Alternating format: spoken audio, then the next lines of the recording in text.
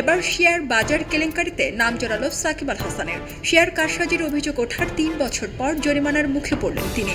অভিযোগের প্রমাণ পাওয়ায় আজ ২৪ আগস্ট তাকে ৫০ লাখ টাকা জরিমানা করেছে পুঁজিবাজার নিয়ন্ত্রক সংস্থা Bangladesh securities and exchange commission.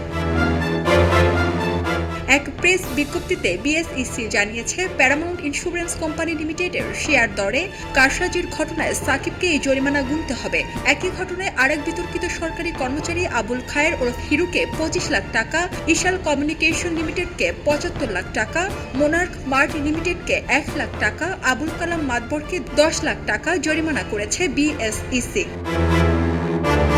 ২০২২ সালে বিএসইসির এক তদন্ত প্রতিবেদনে শেয়ার কারসাজির অভিযোগে ক্রিকেটার সাকিব আল হাসানের নাম ওঠে। সাকিব আল হাসানকে বাজার উন্নয়নে ভূমিকা রাখতে ২০১৭ সালে শুভেচ্ছা দূত করেছিল বিএসইসি। বছর ২ আগে ওয়ান ব্যাংক, বিডিকম, সোনালী পেপারস, ফরচুন সুজ সহ কয়েকটি কোম্পানির শেয়ার দর অস্বাভাবিক বেড়ে যাওয়ার কারণ খতিয়ে দেখতে উদ্যোগ নিয়েছিল পুঁজিবাজার নিয়ন্ত্রক সংস্থা।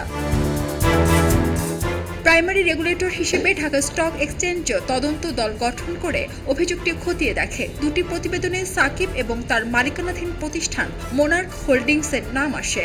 সাকিবের বিরুদ্ধে অভিযোগ ছিল তিনি ব্যক্তিগতভাবে এবং মালিকানায় থাকা কোম্পানির বিও হিসাবের মাধ্যমে শেয়ার দরে কারসাজি করেছেন। ওই ঘটনায় সে সময় সাকিবের কাছে ব্যাখ্যাও চেয়েছিল নিয়ন্ত্রক সংস্থা, কিন্তু তার কাছ থেকে তেমন কোনো উত্তর পাওয়া যায়নি। সে সময় বিএসইসির মুখপাত্র বলেছিলেন, কারসাজিতে জড়িত প্রমাণিত হলে কেউ শাস্তি এড়াতে পারবে না। বিশেষ করে সরকার পতনের পর সাকিবের এই প্রতারণার বিষয়গুলো খতিয়ে দেখা হচ্ছে। সারা জেরিন, খবরের কাগজ, স্পোর্টস। সবাই যখন জোয়ারে গা ভাসায়, কেউ কেউ শিরদাঁড়া সোজা করে ঘুরে দাঁড়ায়। সময় যেখানে প্রতিনিয়ত হার মেনে নিতে শেখায়, কেউ কেউ চ্যালেঞ্জ ছুড়ে দেয়।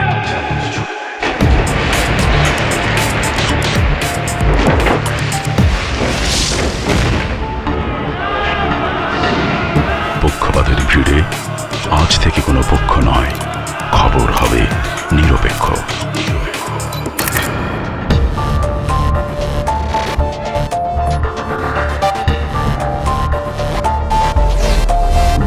তথ্যবাদ, খবর হবে নিখাত।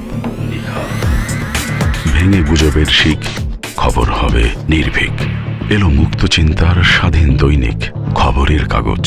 এখন খবর হবে নিখাত, নির্ভীক, নিরপেক্ষ।